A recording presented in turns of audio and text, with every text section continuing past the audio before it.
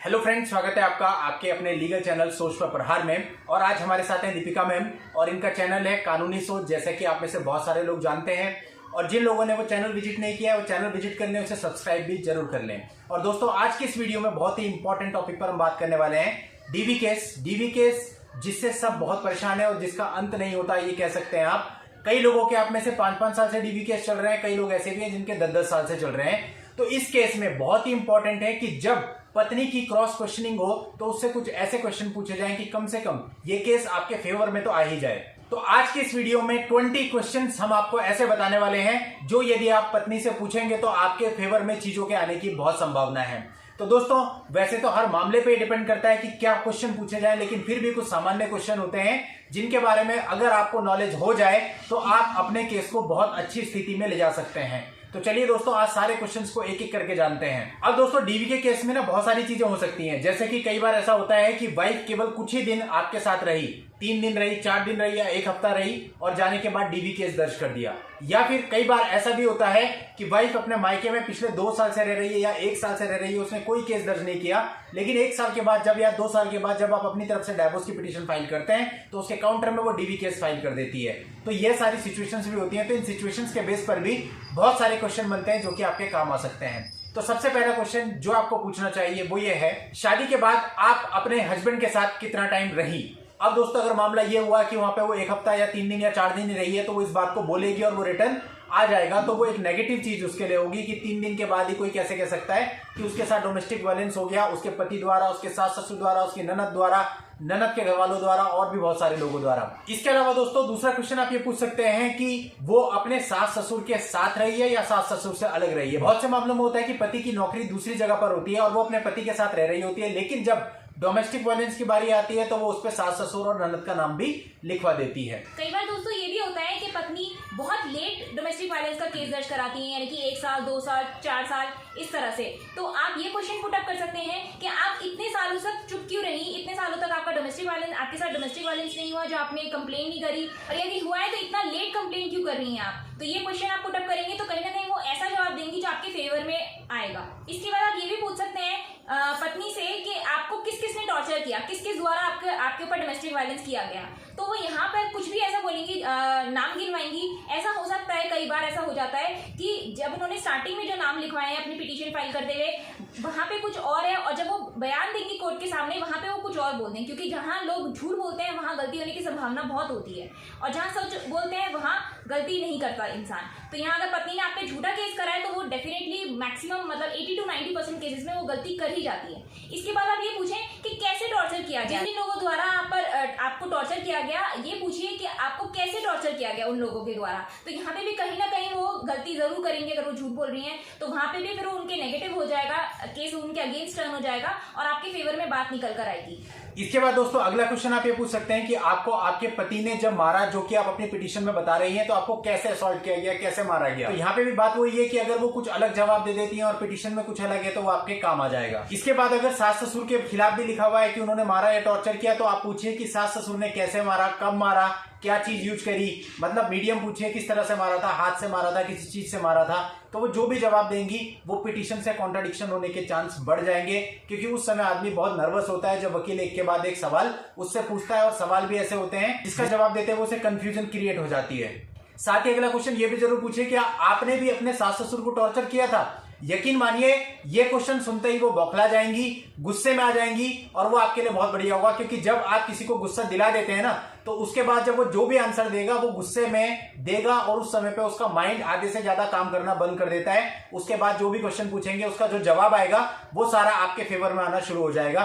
तो अपने को यही करना है कि सामने वाले को गुस्सा दिलाना है, जिसका सबसे बढ़िया तरीका यही है। 1-2 इस तरह के क्वेश्चन होने चाहिए कि क्या आपने भी अपने सास ससुर को टॉर्चर किया, तो वो जो भी जवाब देगी गुस्से में देगी, उसे नोट डाउन करा दीजिए। इसके बाद दोस्तों ये क्वेश्चन पुटअप हो सकता है कि क्या आपकी सास बीमार थी, उन्हें कोई बीमारी थी, या आपके ससुर बीमार थे।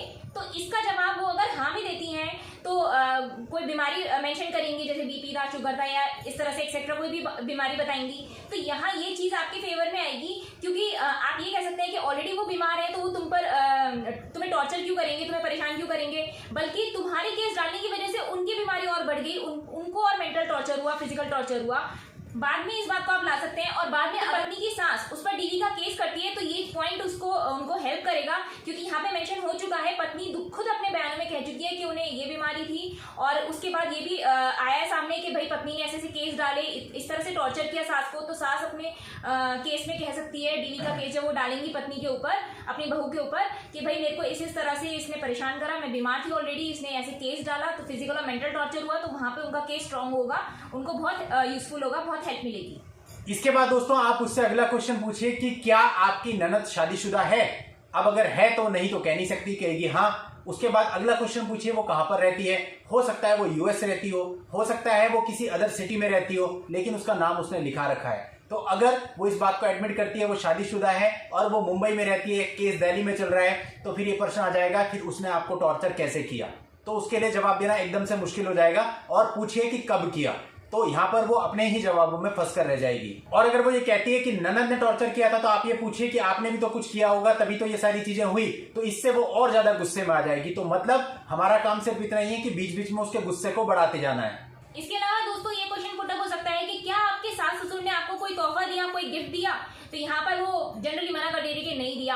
अगर वो बोलती कि हाँ दिया, तो फिर आप ये पूछ सकते हैं कि भाई जो इस तरह से आपका मान सम्मान कर रहे हैं, आपको गिफ्ट दे रहा है, आपको खुश रखने की कोशिश कर रहा है, तो वो क्यों आपको टॉर्चर करेंगे, क्यों आप पर जुल्म करेंगे। अगला क्वेश्चन दोस्तों कि क्या आपके पति आपको कहीं घुमाने ले गए हैं, कब ले गए हैं, कितनी बार ले गए हैं। अब अगर एक्चुअल आप उन्हें घुमाने ले गए 5 बार 10 बार, कितनी बार भी घुमाने ले गए, और वो कह देती हैं कि नहीं घुमाने नहीं ले गए, तो ऐसे में आप ये साबित कर सकते हैं कि वो झूठ बोल रही है। क्योंकि मैक्सिमम हमारे पास एयर टिकट्स होती हैं, ट्रेन के टिकट्स होते हैं, और वहां के होटल्स के बिल और बहुत सारी चीजों के बिल हमारे पास होते हैं, जो कि साबित कर सकते हैं कि एक्चुअल में आप दोनों वहां पर गए थे।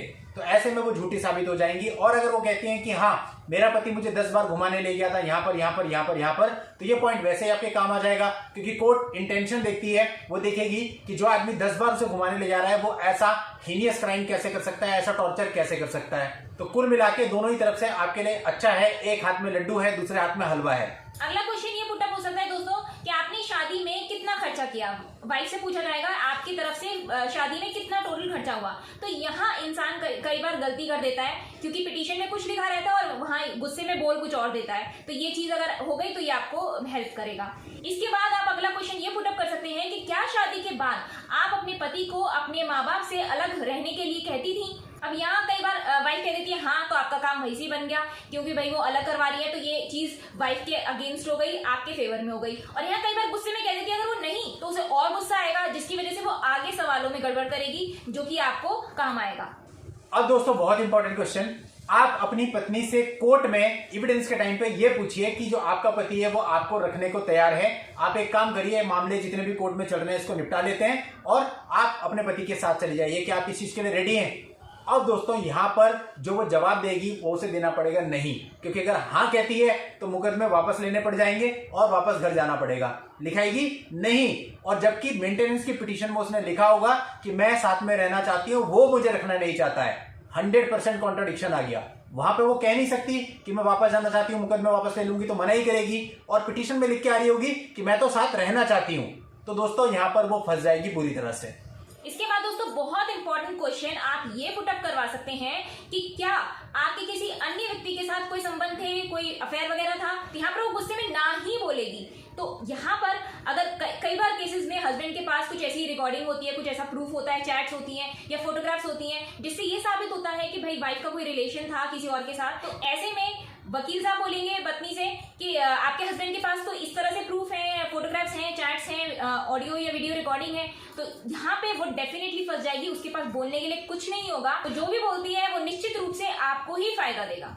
इस तरह से दोस्तों बहुत सारे क्वेश्चंस हो सकते हैं, और आप जितने ज्यादा क्वेश्चंस पूछेंगे उतनी ज्यादा वो उलझेगी। क्वेश्चन लेकिन रिलेवेंट भी होने चाहिए। ये नहीं है कि केस कुछ चल रहा है, क्वेश्चन कुछ और कर रहे हैं। बहुत से मामलों में ऐसा भी होता है कि क्वेश्चन तो 50 पूछ दिए जाते हैं, काम का एक भी नहीं होता है। तो ऐसा भी नहीं होना चाहिए। अगर ये सारे क्वेश्चन कॉन्फिडेंटली अच्छे तरीके से पूछे जाएं और इनके जवाब अच्छे तरीके से कोर्ट में लिखवाए जाएं, तो आपकी जीत निश्चित कर देंगे ये क्वेश्चंस। और बाकी इसके अलावा आपका जो केस होगा, केस के अकॉर्डिंग कुछ क्वेश्चंस और भी बन सकते हैं। तो दोस्तों ये थी आज की हमारी लीगल जानकारी, और एक बार फिर आपसे रिक्वेस्ट करना चाहूंगा कि मैडम के चैनल कानूनी सोच को जरूर से सब्सक्राइब कर दें। उसका लिंक इस वीडियो के नीचे डिस्क्रिप्शन में आपको मिल जाएगा। इससे इनका हौसला बढ़ेगा और रेगुलर ये अपने चैनल पर आपके लिए लीगल वीडियोस डाल रही हैं। आप मेरे वीडियोस का तो फायदा ले ही रहे हैं, इनके चैनल को सब्सक्राइब करके इनके वीडियोस का भी फायदा लीजिए, क्योंकि कुछ नहीं पता कौन सा वीडियो किसकी लाइफ बदल दे, कौन सा पॉइंट किसके कब काम आ जाए। इसलिए दोस्तों अपने लक को भी आजमाते रहना चाहिए।